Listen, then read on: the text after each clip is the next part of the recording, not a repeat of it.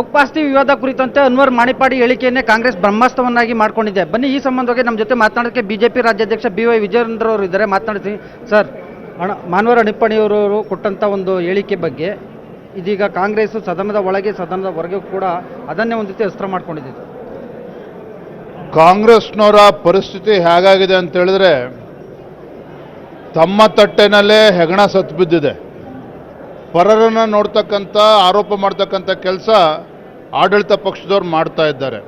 ನಾನು ಕೂಡ ಸದನದಲ್ಲಿ ಗಮನಿಸ್ತಾ ಇದ್ದೇನೆ. ಮುನಿರತ್ನ ಬಗ್ಗೆ, BJP ಶಾಸಕರ ಬಗ್ಗೆ ಚರ್ಚೆ ಮಾಡಬೇಕಂತ ಸದನದಲ್ಲಿ, ಯಾಕೆ ಈಗ ಆಲ್ರೆಡಿ ಅವರು ಸಮಸ್ಯೆಯನ್ನು ಎದುರಿಸಿ ಕೋರ್ಟಲ್ಲಿ ಇದ್ದಾರೆ, ಕೇಸ್ ನಡೀತಾ ಇದೆ, ಅದು ಸದನದಲ್ಲಿ ಯಾಕೆ ಚರ್ಚೆ ಮಾಡಬೇಕು? ಇವತ್ತು ಏನು ಕೋವಿಡ್ ಪರ್ಚೇಸಲ್ಲಿ ಏನು ಮಧ್ಯಂತರ ವರದಿ ಬಂದಿದೆ ಮೈಕಲ್ ಕುನ್ನಾ, ಆ ಮಧ್ಯಂತರ ವರದಿ ಮೇಲೆ FIR ರಿಜಿಸ್ಟರ್ ಮಾಡಿದ್ದಾರೆ, ಅದ್ರ ಬಗ್ಗೆ ತನಿಖೆ ಆಗಬೇಕು ಸದನದಲ್ಲಿ, ಯಾತಕ್ಕೋಸ್ಕರ ಚರ್ಚೆ ಆಗಬೇಕು? ಇವರ ಉದ್ದೇಶ ರಾಜ್ಯದ ಜ್ವಲಂತ ಸಮಸ್ಯೆಗಳ ಬಗ್ಗೆ ಸದನದಲ್ಲಿ ಚರ್ಚೆ ಆಗಬಾರ್ದು. ಉತ್ತರ ಕರ್ನಾಟಕ ಜನಕ್ಕೆ ಮುಖ ತೋರ್ಸೋಕ್ಕೂ ಕೂಡ ಇವತ್ತು ಆ ನೈತಿಕತೆ ಕಳೆದುಕೊಂಡಿದ್ದಾರೆ ಮುಖ್ಯಮಂತ್ರಿಗಳು. ಪಂಚಮಸಾಲಿ ಹೋರಾಟ, ರೈತರ ಮೇಲೆ ಹೋರಾಟ, ಲಾಠಿ ಪ್ರಹಾರ ಮಾಡ್ತಾರೆ. ನಾಚಿಕೆ ಆಗಬೇಕಿತ್ತು ರಾಜ್ಯದ ಸರ್ಕಾರ. ಇವತ್ತು ಮಾನ್ಯ ಮುಖ್ಯಮಂತ್ರಿಗಳು ಕನಿಷ್ಠ ಸೌಜನ್ಯಕ್ಕಾದರೂ ಸಹ ಆ ರೈತ ಸಮುದಾಯಕ್ಕೆ ನಾ ಕ್ಷಮೆ ಕೇಳ್ತೇನೆ ಅಂತೇಳಿ ವಿಷಾದವನ್ನು ವ್ಯಕ್ತಪಡಿಸಬೇಕಾಗಿತ್ತು. ಅದನ್ನು ಕೂಡ ಮುಖ್ಯಮಂತ್ರಿಗಳು ಮಾಡಲಿಲ್ಲ. ಅಂದರೆ ಒಂದು ರೀತಿ ರೈತ ವಿರೋಧಿ ಸರ್ಕಾರದ ರಾಜ್ಯದಲ್ಲಿ ಏನಿದೆ, ಸದನದಲ್ಲಿ ಉತ್ತರ ಕರ್ನಾಟಕದ ಬಗ್ಗೆ ಚರ್ಚೆನೂ ಕೂಡ ಮಾಡೋದಕ್ಕೆ ಸಾಧ್ಯ ಆಗದೇನೆ ಬೇರೆ ಬೇರೆ ಆರೋಪಗಳು, ನನ್ನ ಮೇಲೆ 150 ಕೋಟಿ ಆರೋಪ, ಈ ರೀತಿ ಮಾಡಿ ಕಾಲಹರಣ ಮಾಡ್ತಕ್ಕಂಥ ಕೆಲಸ ಮುಖ್ಯಮಂತ್ರಿ ನೇತೃತ್ವದಲ್ಲಿ ಆಗ್ತಾ ಇದೆ. ಮಾಣಿಪಾಡಿಯವರು ಅಮಿತ್ ಶಾ, ಮೋದಿ, ನಡ್ಡಾ ಅವ್ರಿಗೆಲ್ಲ ಪತ್ರ ಬರೆದಿದ್ದಾರೆ. ಅವ್ರ ಹೇಳಿಕೆ ಸುಳ್ಳು ಅನ್ನೋದಾದ್ರೆ ಯಾಕೆ ಅವ್ರ ವಿರುದ್ಧ ಕ್ರಮ ಕೈಗೊಂಡಿಲ್ಲ ಅಂತ ಪ್ರಶ್ನೆ ಮಾಡಿದ್ದಾರೆ ಸರ್. ಪ್ರಿಯಾಂಕಾ ಖರ್ಗೆ ಅವರು ಕೊಟ್ಟಿದ್ದಾರೆ, ಏನು ಪತ್ರ ಬರೆದಿದ್ದಾರೆ ನನಗೆ ಮಾಹಿತಿ ಇಲ್ಲ. ಆದರೆ ನಿನ್ನೆ ದಿನ ಅನ್ವರ್ ಮಾನಪ್ಪಾಡಿ ಅವರ ಹೇಳಿಕೆ ನಾನು ಗಮನಿಸಿದ್ದೇನೆ. ವಿಜಯೇಂದ್ರ ಅವರು ನನಗೆ ಯಾವುದೂ ಕೂಡ ಭೇಟಿನೂ ಆಗಿಲ್ಲ, ಆಫರು ಕೊಟ್ಟಿಲ್ಲ ಅಂತ ಹೇಳಿದ್ದಾರೆ.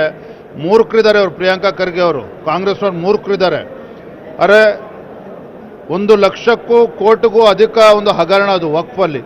ಅಲ್ಲಿರ್ತಕ್ಕಂಥ ಆಸ್ತಿಗಳನ್ನು ಲೂಟಿ ಮಾಡಿರ್ತಕ್ಕಂಥವ್ರು ಕಾಂಗ್ರೆಸ್ನವರು.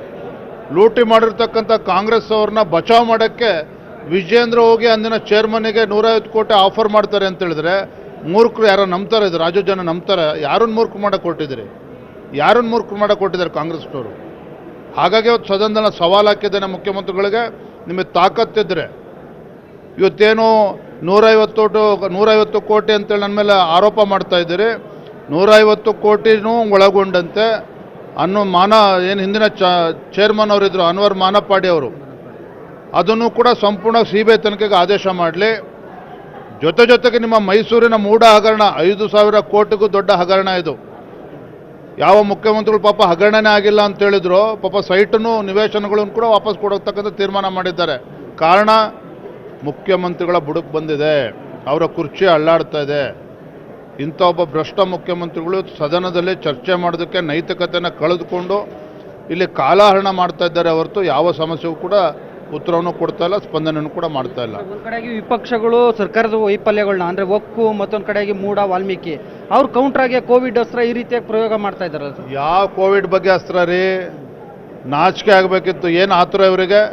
ಇವು ನಿಜವಾಗ್ಲೂ ಕೂಡ ಪ್ರಾಮಾಣಿಕರಿದ್ದಿದ್ರೆ ನಿಮ್ಮ ಸರ್ಕಾರ ಬಂದು 1.25 ವರ್ಷ ಆಗಿದೆ, ಕಾಂಗ್ರೆಸ್ ಸರ್ಕಾರ ಬಂದು. ಕೋವಿಡ್ನಲ್ಲಿ ಹಗರಣ ಆಗಿದ್ದರೆ ಸೂಕ್ತವಾಗಿರ್ತಕ್ಕಂಥ ತನಿಖೆ ಮಾಡಲಿ. ಯಾರು ತಪ್ಪಿತಸ್ಥರಿದ್ದಾರೆ ಅವ್ರನ್ನ ಹ್ಯಾಂಗ್ ಮಾಡಲಿ. ನಾನು ಹೇಳ್ತಾ ಇದ್ದೀನಿ, ಹ್ಯಾಂಗ್ ಮಾಡಲಿ ಅವ್ರನ್ನ. ಇವತ್ತ ಕೋವಿಡ್ ಸಂದರ್ಭದಲ್ಲಿ ಯಾರೇ ದುಡ್ಡು ಹೊಡೆದಿದ್ರು ಕೂಡ ಅದು ಅಕ್ಷಮ್ಯ ಅಪರಾಧ, ಕ್ಷಮಿಸೋಕ್ಕೆ ಸಾಧ್ಯನೇ ಇಲ್ಲ. ಆದರೆ ಇವರು ಕೋವಿಡ್ ವರದಿಯನ್ನು, ಮಧ್ಯಂತರ ವರದಿಯನ್ನು ಹಿಡ್ಕೊಂಡು ರಾಜಕೀಯ ಷಡ್ಯಂತ್ರ, ರಾಜಕೀಯ ಪಿತೂರಿ, ಯಡಿಯೂರಪ್ಪನವ್ರನ್ನ ಕಟ್ಟೆ ಹಾಕ್ತಕ್ಕಂಥ ಏನು ದುರುದ್ದೇಶವನ್ನು ಹಿಡ್ಕೊಂಡಿದ್ದಾರೆ, ಅದು ಸಫಲ ಆಗೋದಿಲ್ಲ. ಇದೇನು ಯಡಿಯೂರಪ್ಪನವರು ಆಗಲಿ, ಯಡಿಯೂರಪ್ಪನ ಕುಟುಂಬಕ್ಕಾಗಲಿ ಇದು ಯಾವುದೂ ಕೂಡ ಹೊಸದೇನಲ್ಲ. ಇದೇ ಸಿದ್ದರಾಮಯ್ಯನವ್ರು ಮುಖ್ಯಮಂತ್ರಿಗಳಿದ್ದಾಗ CAG ರಿಪೋರ್ಟ್ ಮೇಲೆ 25 FIRಗಳನ್ನು ರಿಜಿಸ್ಟರ್ ಮಾಡಿದ್ರು. ಎಲ್ಲಿ ಸಿದ್ದರಾಮಯ್ಯನವರು ಮತ್ತೆ ಮುಖ್ಯಮಂತ್ರಿ ಆಗೋಕ್ಕೆ ತೊಂದರೆ ಆಗ್ತದೋ ಯಡಿಯೂರಪ್ಪನವರಿಂದ ಅಂತೇಳಿ. ಆದರೂ ಯಡಿಯೂರಪ್ಪನವ್ರು ಬೆನ್ನು ತೋರಿಸಿ ಹೋಗಲಿಲ್ಲ. ಇದು ನೆನ್ಪಿಡ್ಕೋಬೇಕು ಸಿದ್ದರಾಮಯ್ಯನವರು. ಯಾರಿಗೆ ಬೆದರಿಗೆ ಆಗ್ತಾರೆ ರಾಜ್ಯದ ಮುಖ್ಯಮಂತ್ರಿಗಳಾಗಿ? ಅಭಿವೃದ್ಧಿ ಬಗ್ಗೆ ಗಮನ ಕೊಡಲಿ, ಇದು ನಮ್ಮ ಒತ್ತಾಯ, ಆಗ್ರಹ ಆಗುತ್ತೆ. ಸೊ ಇದಿಷ್ಟು ಬಿಜೆಪಿ ರಾಜ್ಯಾಧ್ಯಕ್ಷ BY ವಿಜಯೇಂದ್ರ ಅವರ ನೇರ ನುಡಿಗಳು. ಕ್ಯಾಮ್ರಾಮನ್ ನೂರ್ ಅಹಮದ್ ಜೊತೆ Hebbaka Thimmegowda, news 18 Kannada, Belagavi. So okay.